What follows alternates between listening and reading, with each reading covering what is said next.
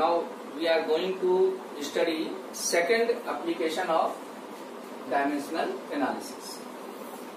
So our second application is to check the correctness of a given formula using dimensional method.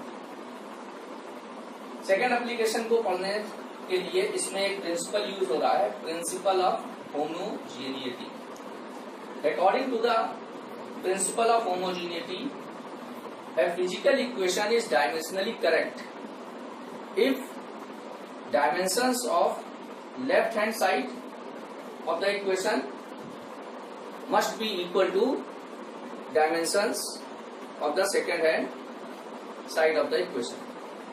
Means कोई भी physical equation dimensionally correct तब होती है जब उसकी लेफ्ट हैंड साइड में जो फिजिकल क्वांटिटी है उनकी डायमेंशन और राइट हैंड साइड में जो फिजिकल क्वांटिटी है उनकी डायमेंशंस इक्वल है, तो वो फिजिकल इक्वेशन डायमेंशनली करेक्ट कही जाती है.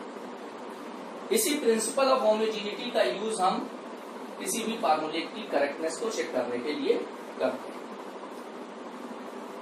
तो let us apply this principle of homogeneity in one example. Suppose a body is falling freely towards the earth. Distance covered by this body in a time interval t is given by this formula h is equal to half gt square. We have to check the correctness of this equation dimensionally. So what can we do? First we take LHS. सबसे पहले क्या करेंगे, हम LHS लेंगे. LHS में क्या लिखा हुआ है, h. h हमारी क्या है, distance covered by the body in t second. Distance means length, तो इसकी डायमेंशन क्या हो जाएगी, l.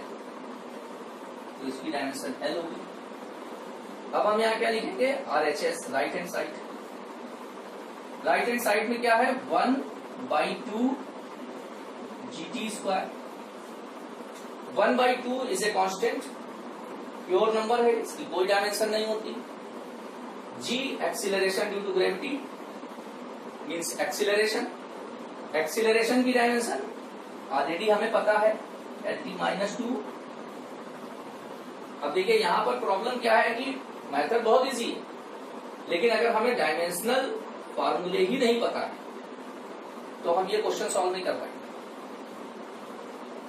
तो बेसिकली हमारे लिए इंपॉर्टेंट है कि फिजिकल क्वांटिटी की डायमेंशनल फार्मूला निकालना हमें आना ही चाहिए, और उसके लिए इंपॉर्टेंट है कि हमें फिजिकल क्वांटिटी के डायमेंशनल फार्मूले लर्न होना चाहिए. That is the important part of this analysis. So time is t, so it is equal to L_t-2 + 2. Time की पावर्स एक जगह कलेक्ट की हमने, तो ये हो गया L_t⁻0.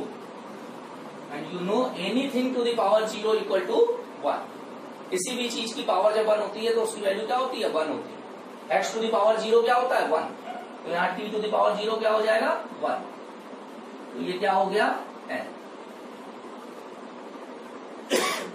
क्या देखा हमने कि डायमेंशन लेफ्ट हैंड साइड की जो आई Li और राइट हैंड साइड में जो भी फिजिकल क्वांटिटी है उनकी फाइनल डायमेंशन क्या आई, Li. इसका मतलब क्या है, ये इक्वेशन आपकी करेक्ट है.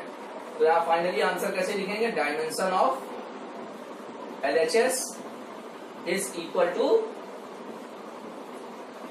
Dimension of RHS.